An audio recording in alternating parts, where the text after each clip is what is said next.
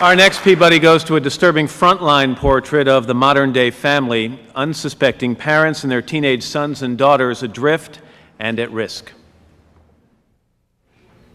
You don't expect to see a 14-year-old with 20, 30, 40, 50, or 100 sex partners. You expect that of someone who is more into the line of being a prostitute or something. And these girls were not homeless. They were not abused in any way. These were just normal, everyday, regular kids. Like, say there was one guy here with us. This is our man, okay? And this is a man. He sleeps with me first. We get done. He sleeps with Bridget. They get done, and then he sleeps with her. And then they get done. And he'll probably come back to me. Oh, there's another way. Stuff like that. All right, Male, look, this female, is the girl. female. I mean, this is the girl. This is the guy. She's on him. And he's on her. I have literally gave up. I got tired of the fighting, the bickering with Jenny. I didn't like it. My nerves would be just, shot. And I got to the point where it's easier for me to let Jenny go do what she wants to instead of standing there fussing and fighting with her.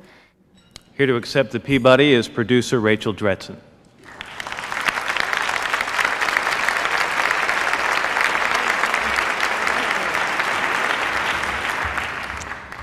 I share this award with my husband and collaborator, Barak Goodman, so on behalf of both of us, thank you for such a great honor. This is a program about the very private lives of a handful of very young teenagers, and it could not have been made without their incredibly courageous participation. Barak and I also want to thank our talented crew, Bob Elstrom and Doug Dunderdale, and our inspired editor, Amanda Zinneman.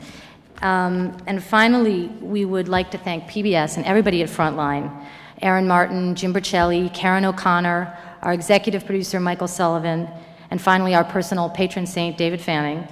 With all the belt-tightening going on in television these days, they encouraged us to move our family down to Georgia for 5 months to report this story.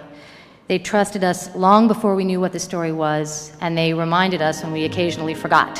Thank you very much.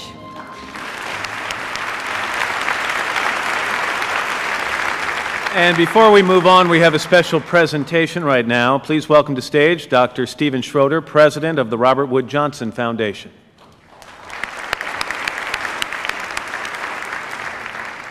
I am honored to present the Peabody Robert Wood Johnson Foundation Prize for Excellence in Health and Medical Programming. At the Robert Wood Johnson Foundation, our mission is to improve the health and health care of all of us. We believe that an informed public is important to the achievement of that mission. And when it comes to informing the public, we know that news and entertainment programming on radio, television, and news media perform a vital and valued service. It was sobering to me, a physician, to learn that the most trusted purveyor of medical advice to the public, in fact, is not a physician, but an actor who plays one on TV. That is why we join with the Peabodys to highlight and encourage excellence in health and medical programming. Since 1987, our foundation has made more than $56 million in grants to support news coverage on health and healthcare issues in general, and specific programs on issues connected to our funding priorities, which are to assure that all of us have access to basic care at reasonable cost, to improve the care and support for people with chronic health conditions, and to promote health and reduce the personal, social, and economic harm caused by substance abuse. I'd like to offer special thanks to Dr. Henry Foster from the Meharry Medical College, who along with Neil Arenstam and Barry Sherman reviewed the entries and selected this year's winner. I'd like to add my condolences to Barry's family and the Peabody Awards on his untimely death. And now, without further comment, the winner of this year's Peabody Robert Wood Johnson Foundation Award for Excellence in Health and Medical Programming is Frontline, The Lost Children of Rockdale County. Will Rachel Dretzin please come back up?